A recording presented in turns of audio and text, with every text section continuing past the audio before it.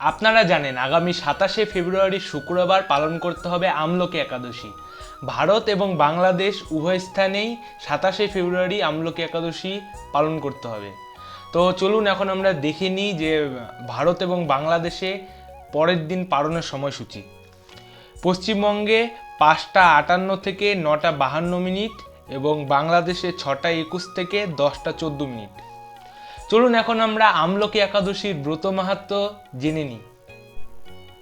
আমলকি একাদশী। যুধিষ্ঠির বললেন, হে কৃষ্ণ, মহাফলদাতা বিজয় একাদশীর কথা শুনলাম। এখন ফাল্গুন মাসের শুক্লপক্ষের একাদশী যে নামে বিখ্যাত তা বর্ণনা করুন। শ্রীকৃষ্ণ বললেন, হে মহাভাগ যুধিষ্ঠির, মানধাতার প্রশ্নের উত্তরে মহাত্মা বলিষ্ঠ এই একাদশীর মহিমা কীর্তন করেছিলেন। আপনার কাছে এখন আমি সে কথা বলছি। এই একাদশীর নাম আমলকি। বিষ্ণুলোক প্রদানকারী রূপে এই একাদশী বিশেষভাবে মহিমান্বিত। একাদশীর দিন আমলকি বৃক্ষের তলে রাত্রি জাগরণ করলে সহস্র গাভী দানের ফল লাভ হয়। হে পাণ্ডুনন্দন, পূর্বে ব্রহ্মার রাত্রিতে দৈনন্দিন প্রলয় উপস্থিত হলে স্থাবর জঙ্গল সম দেবতা, অসুর, রাক্ষস সবকিছুর বিনাশ হয়। তখন ভগবান সেই কারণ সমুদ্রে অবস্থান করেন। তার মুখপদ্ম থেকে চন্দ্রবর্ণের এক বিন্দু জল ভূমিতে পড়ে। সেই জলবিন্দু থেকে একটি বিশাল আমলকি বৃক্ষের উৎপন্ন হয়।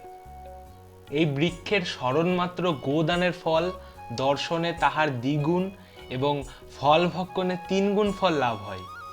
এই বৃক্ষে ব্রহ্মা, বিষ্ণু আর মহেশ্বর সর্বদা অবস্থান করেন। এর প্রতিটি শাখা প্রশাখা ও পাতায় ঋষি, দেবতা ও প্রজাপতিগণ বাস করেন। এই বৃক্ষকে সমস্ত বৃক্ষের আদি বলা হয় এবং তা পরম বৈষ্ণবরূপে বিখ্যাত। অতএব এই শ্রেষ্ঠ ব্রত সকলেরই পালনীয়। এখন এই ব্রতের একটি অদ্ভুত ইতিহাস আপনার কাছে বর্ণনা করছি। প্রাচীনকালে বৈদিশ নামে এক প্রসিদ্ধ নগর ছিল। এই নগরে চৈত্ররথ নামে এক রাজা রাজত্ব করতেন।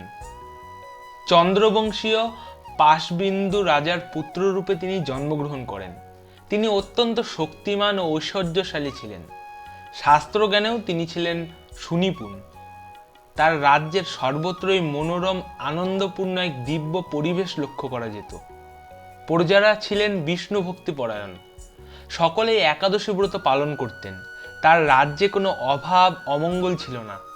এইভাবে প্রজাদের নিয়ে রাজা চৈত্ররথ সুখে দিন যাপন করতে থাকেন। একসময় ফাল্গুনী শুক্লপক্ষের দ্বাদশী যুক্তা আমলকি একাদশী তিথি সমাগত হওয়ায় রাজ্যের সকলেই এই ব্রত পালনের সংকল্প করেন। ওই দিন প্রাতঃস্নানের পর প্রজাদের নিয়ে রাজা ভগবান শ্রীবিষ্ণুর মন্দিরে যান। সেখানে সুবাসিত জলপূর্ণ কলস, ছত্র, বস্ত্র, পাদুকা, পঞ্চরত্ন ইত্যাদি দিয়ে সাজিয়ে স্থাপন করেন। তারপর ধূপ দীপ দিয়ে যত্ন সহকারে মুনি ঋষিদের দ্বারা শ্রী পরশুরাম মূর্তি সমন্বিত আমলকির পূজা করেন। হে পরশুরাম, হে রেণুকার সুখবর্ধক, হে ধাত্রী, হে পাপ বিনাশী আমলকি, তোমাকে প্রণাম। আমার অর্ঘ্যজল গ্রহণ করো। এইভাবে দিনে যথাবিধি পূজা, স্তব, স্তুতি, নিত্যগীতি করে রাজা ভক্তি ভরে সেই বিষ্ণু মন্দিরে রাত্রি জাগরণ করতে লাগলেন। এমন সময় দৈবযোগে একটি ব্যাগ সেখানে উপস্থিত হয়। পুজোর সামগ্রী সহ বহু ব্যক্তিকে একত্রে রাত্রি জাগরণ করতে দেখে সে কৌতূহলাক্রান্ত হলো। সে ভাবল, এসব কি ব্যাপার?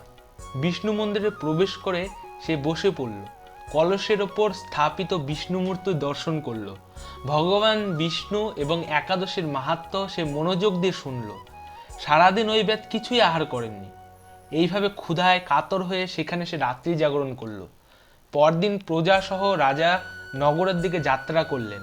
সেই ব্যাধ তার গৃহে ফিরে গেল। এরপর এক সময় ব্যাধের মৃত্যু হলো। একাদশীতে রাত্রি জাগরণ ব্রতের প্রভাবে সেই ব্যাধ পরবর্তী জন্মে এক রাজ্যের অধীশ্বর রূপে নিযুক্ত হলো। জয়ন্তী নামে এক নগরী ছিল। সেখানে বিদুরথ নামে এক রাজা বাস করতেন। ওই ব্যাধ বিদুরথ রাজার মহাবলী পুত্র রূপে জন্মগ্রহণ করেন। তার নাম হয় বসুরথ। 1,00,000 গ্রামের অধিপত্য তিনি লাভ করলেন। তিনি ছিলেন সূর্যের মতো তেজস্বী, চন্দ্রের মতো কান্তিমান ও পৃথিবীর মতো ক্ষমাশীল। বিভিন্ন সদ্গুণে ভূষিত বসুরথ পরম বিষ্ণু ভক্তি পরায়ণ হলো। এই মহাদাতা রাজা একবার শিকার করতে গিয়ে পথ ভুলে যান। গভীর জঙ্গলের মধ্যে ক্ষুধায় পীড়িত হয়ে তিনি ক্লান্তিবশত শুয়ে পড়েন। এমন সময় কতগুলো পর্বত নিবাসী স্নেচ্ছ রাজার কাছে এসে নানাভাবে উৎপীড়িত করতে থাকে। রাজাকে তাদের শত্রু মনে করে তারা তাকে হত্যা করতে চেষ্টা করে। পূর্বে এই রাজা আমাদের পিতা মাতা পুত্র পৌত্র সবাইকে মেরে ফেলেছে, আমাদের গৃহ ছাড়া করেছে। এইরকম বলতে বলতে স্লেচ্ছরা রাজাকে হত্যা করতে উদ্যত হয়। তারা বিভিন্ন অস্ত্রশস্ত্রে তাকে আঘাত করতে থাকে, কিন্তু আশ্চর্যের বিষয় তাদের সকল প্রচেষ্টা ব্যর্থ হয়। রাজার কোনো ক্ষতিই তারা সাধন করতে পারেনি। তখন রাজার শরীর থেকে নানা অলঙ্কারে বিভূষিতা এক পরমা সুন্দরী স্ত্রী মূর্তি আবির্ভূত হন। মহাশক্তিধারিণী ওই নারী অল্প সময়ের মধ্যেই সকল পাপী শ্লেচ্ছকে নিধন করল। রাজার নিদ্রাভঙ্গ হলো। এই ভয়ানক হত্যাকাণ্ড দেখে রাজা অত্যন্ত বিস্মিত হলেন। তিনি বলতে লাগলেন, আহা, আমার শত্রুদের হত্যা করে কে আমার প্রাণ রক্ষা করলো? এমন কৃপালু কে আছে? আমি তার প্রতি আমার কৃতজ্ঞতা প্রকাশ করছি। এমন সময় দৈববাণী হলো, ভগবান কেশব ব্যতীত শরণাগতকে রক্ষা করবার আর কে আছে? তিনি শরণাগত পালক। দৈববাণী শুনে তিনি ভক্তিযুক্ত চিত্তে গৃহে ফিরে এলেন। তারপর প্রজাসহ মহাসুখে ইন্দ্রের মতো নিষ্কণ্টক রাজ্য ভোগ করতে লাগলেন। বলিষ্ঠ বললেন, হে রাজন, যে মানুষ এই পরম উত্তম আমলকি একাদশী ব্রত পালন করে তিনি নিঃসন্দেহে বিষ্ণুলোক প্রাপ্ত হন। আপনারা এতক্ষণ শ্রবণ করলেন আমলকি একাদশীর ব্রত মাহাত্ম্য কথা।